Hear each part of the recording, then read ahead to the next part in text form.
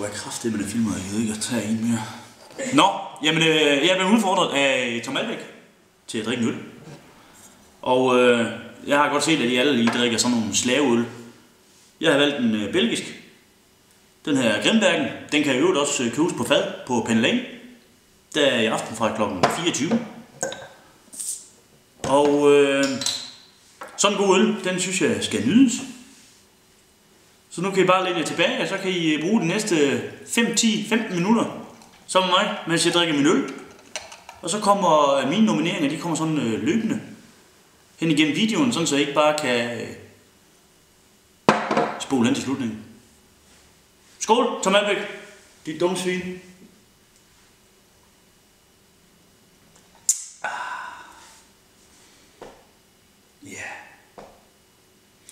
Udenbart så har jeg også tænkt lidt over, at jeg synes, det er tåbeligt, når man nominerer folk, at det faktisk er folk, der drikker en øl. Fordi meningen må vel være, at man får en kasse øl eller to ud af at nominere nogen. Det har jeg ikke rigtig set, det er sket endnu. Så jeg har nøje udvalgt mine 3 nomineringer, for at sikre mig maksimalt antal kasser øl ned i kælderen her efterfølgende. Så skål!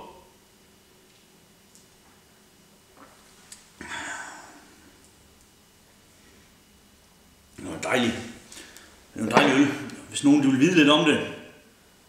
Og så er det jo faktisk en blond øl, man kan også få den i mørk. Og den her, den har 6,7%. Så jeg skal nok blive på sofaen lidt, inden jeg kører igen. Men ellers så, min første nominering, den går til Nordjylland. Og det er den gode konservative Per Møller. Du er hermed nomineret, fordi jeg ved jo, at du træner til en Ironman, så jeg forventer ikke, at du drikker nogen øl lige for tiden. Så jeg ser frem til en dejlig kasse øl for dig. Så første nominering, Per Møller. Skål!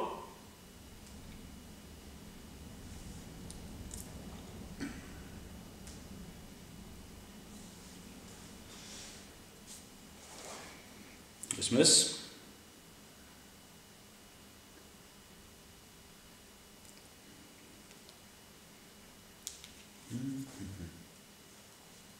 Men ellers så må vi jo hellere komme videre til nominering nummer 2.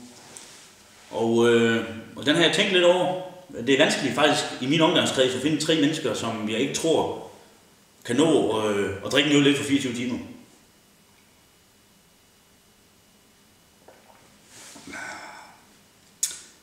Men mit valg det er faldet på Maria Åskov. Fordi Maria hun var så fuld i går i byen, at jeg forventer, at hun har så ondet tømmermænd i dag, at hun ikke kan drikke en øl. Og jeg har hørt en lille fugl synge om, at i morgen der skal hun til barndåb. Og der drikker man jo ikke øl.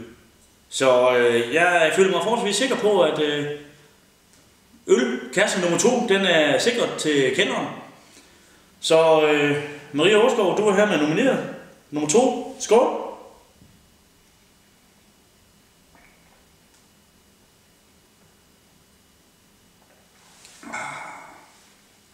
Ja.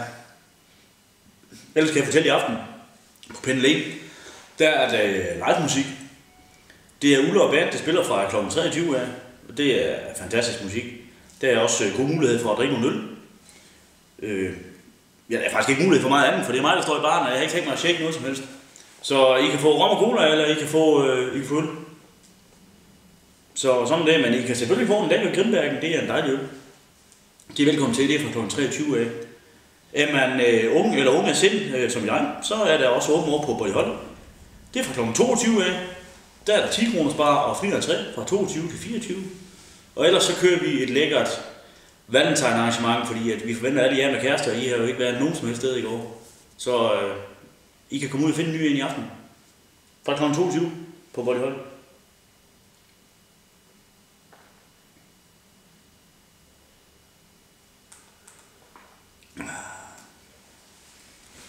Vi må jo hellere nå til nominering nummer 3.